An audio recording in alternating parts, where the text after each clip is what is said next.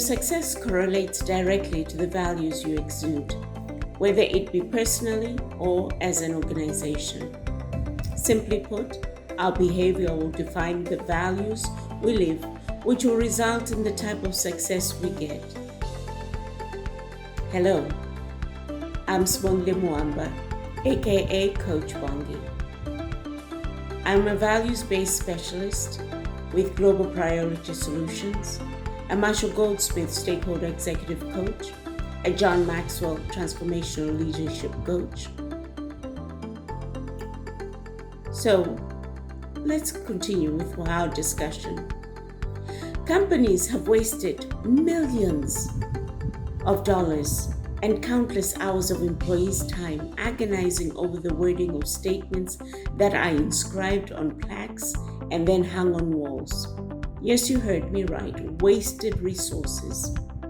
Why? Because these values are put onto the walls and never looked at again. This is because there is an assumption that people's behavior will change or match the declaration on the plaques because they are viewed as inspirational and integrate with corporate strategy.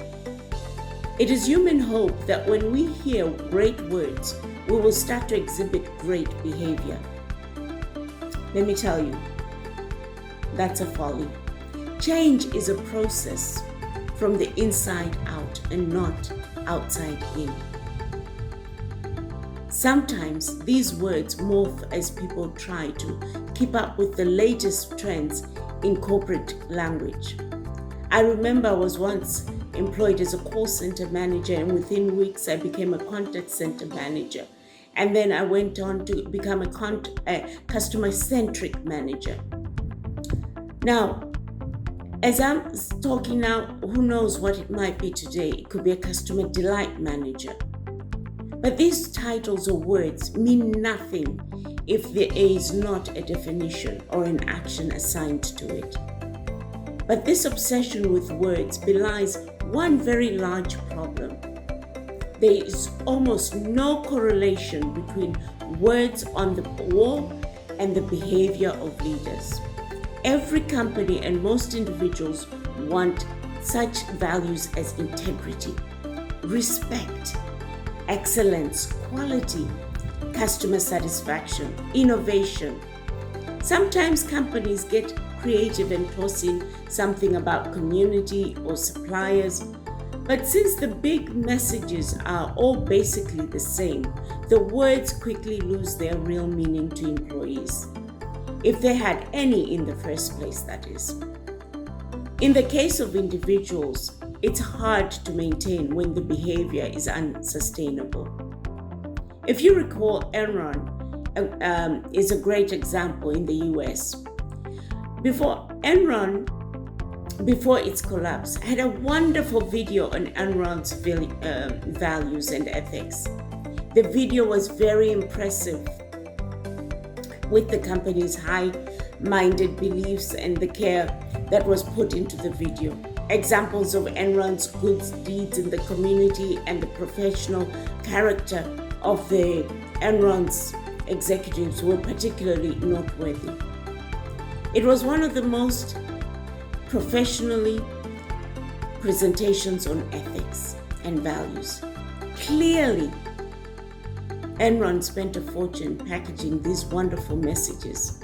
It didn't really matter because despite all the packaging, the lofty words, and many of Enron's top executives lost their way and faced the law. A clear indication that behavior did not exude the values. The situation could not be more different at Johnson & Johnson, the pharmaceutical company. The company is famous for its statement of beliefs, which were written many years ago and reflected the sincere values of the leaders of the company at the time. The Johnson & Johnson values could be considered rather quaint by today's standards. It contains several old-fashioned phrases such as must be good citizens, support works and charities, and bear our fair share of the taxes. Maintain in good order the property that we are privileged to use. The authenticity of these words are a far cry from that of Enron. Yet, even with its less powerful language and seemingly dated presentation, the Johnson & Johnson values work, primarily because for many years, the company's management has taken the values that it offers seriously. Johnson & Johnson executives have consistently challenged themselves and employees not just to understand the values, but to live them in day-to-day behavior. When leadership training takes place at Johnson & Johnson, they ensure that one of their executives will spend hours with them, every class discussing and how living the company values is all about. In 2018, my partner and I visited several organizations in Malawi, including a bank with footprints in several countries. We met with members of the ExCo in each organization. When we asked them what were their values, it took them aback as they had to look for them or ask each other. In one organization, the values were on the wall behind the CEO's desk, and he was unable to articulate them. Making the matters worse, when we asked them to define them, we got different answers from different people in the same team. Yet these values, when created, went through a careful process, and ExCo, who are the custodians, could not articulate them. This is a crying shame.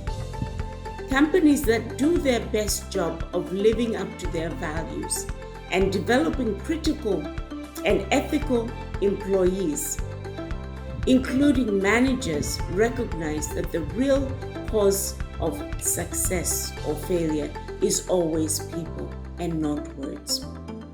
Rather than wasting time on reinventing words about desired leadership behavior, companies should ensure that leaders get and act upon feedback from employees and stakeholders.